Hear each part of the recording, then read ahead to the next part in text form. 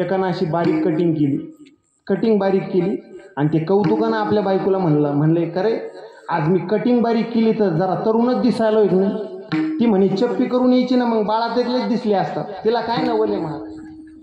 माझा मुद्दा इतकाच आहे की आपल्याला ज्या गोष्टीचं नवल आहे त्या गोष्टीचं नवल त्या व्यक्तींना असं यात शंका आहे.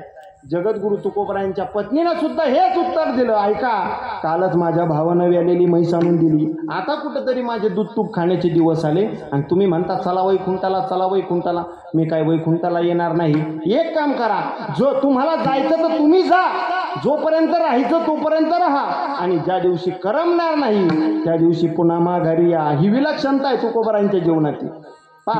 तुकोबराय काय कुठं गावाला चालले होते का माघाया म्हणून सांगायला? गोइंग टू वैकुंठाला गेलेले तुकोबराय सुद्धा 3 वेळेस खाली आलेले हा जगद्गुरु तुकोबरायांच्या जीवनातील पुरुष. तुकोबरायांनी सांगितलं, अरे नसल माझ्याबरोबर वैकुंठाला यायचं तर कमीत कमी मला वाटा लावण्यासाठी गोपाळपुऱ्यापर्यंत तरी चला. लोकांनी सांगितलं, आता म्हणतायत गोपाळपुरापर्यंत तर आपण जायला हरकत नाही. आणि याच्याच करता जगद्गुरु तुकोबरायांना वाट लावण्याकरता सबंध देहू परिसर आदी करून सकल संत त्यांचा परिवार असणारा गोपाळपुरापर्यंत येतो. आणि गोपाळपुरापर्यंत आल्याच्या नंतर ज्या ठिकाणी माझे भगवान उभे आहेत त्या असणाऱ्या पुष्पक विमानामध्ये माझ्या भगवंतानं तुकोबरायांना घेण्यासाठी पहिला हात दिला. आणि जगद्गुरु तुकोबरायांनी आपलं पहिलं पाऊल उचलल्याच्या नंतर देवाच्या असणाऱ्या पुष्पक विमानामध्ये टाकलं. आणि देहूकरांकडे पाहून जगद्गुरु तुकोबरायांनी जे अंतकरणातील जे काही शब्द उच्चारले, जगद्गुरु तुकोबरायांनी सदेह वैकुंठ गमन केलं. देवानं जगद्गुरु तुकोबरायांना स्वतःचा हात दिला. पुष्पक विमानामध्ये जगद्गुरु तुकोबराय बसले आणि पुष्पक विमानामध्ये ज्यावेळेस देवाच्या शेजारी तुकोबराय बसतात त्यावेळेला जगद्गुरु तुकोबरायांच्या मुखारविंदातून जे शब्द निघतात ते म्हणजे आजचा अभंग आहे. लक्षात घ्या, जगद्गुरु तुकोबराय सांगतात, जन्मालो त्याचे मी जन्माला आलो, आज ही फळ झाले साचे. खऱ्या अर्थानं आज माझ्या या जन्माचं सार्थकीकरण झालंय बुवा, हे म्हणायला हरकत नाही. जगद्गुरु तुकोबरायांनी स्वतःच्या जीवनातलं सार्थकीकरण केलं. आणि तुम्हा मला एक संदेश तुकोबराय देऊन गेले, मी जसा देव नेण्यासाठी आला तशी तुम्ही भक्ती करा, तशी तुम्ही साधना करा, तसा परमार्थ तुम्ही देखील करा. देव तुमच्या सुद्धा परमार्थाची दखल घेईल. महाराज कितीतरी उदाहरणं तुमच्या समोर ठेवता येईल. मला कितीतरी उदाहरणं ठेवता येईल. परभणी जिल्ह्यामध्ये गंगाखेड नावाचं गाव आहे बरं का. परभणी जिल्ह्यात गंगाखेड नावाचं गाव आहे आणि त्या गंगाखेड नावाच्या गावामध्ये एक 5 वर्षाची चिमुकलीनं त्या ठिकाणी वावरत होती. तिचं नाव काय?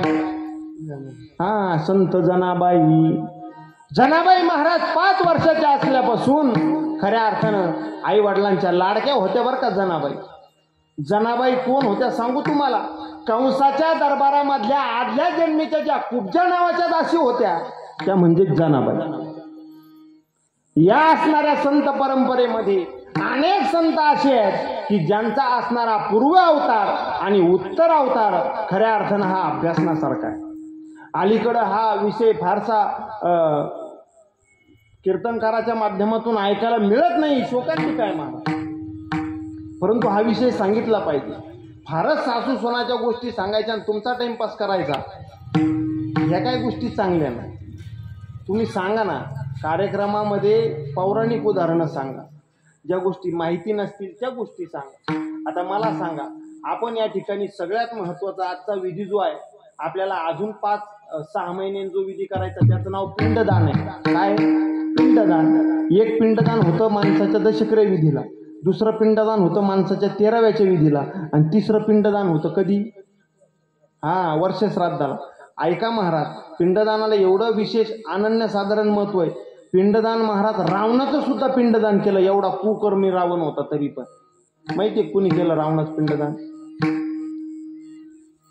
तुम्ही म्हणाल तुला काय बोलिलं, तू आपलाच सांग ना, है की नाही? रावणाचं पिंडदान सुद्धा झालं. मला मुद्दा इतकाच क्लिअर करायचा आहे, कितीही दुराचारी व्यक्ती वागू द्या त्याचं उत्तर कार्य हे पिंडदानानं शेवट होतं. क्लिअर करायचा, रावणाचं सुद्धा पिंडदान होतंय महाराज. आणि तुम्हाला एक सांगू, अत्यंत पुण्यवानाचं सुद्धा पिंडदान होतं.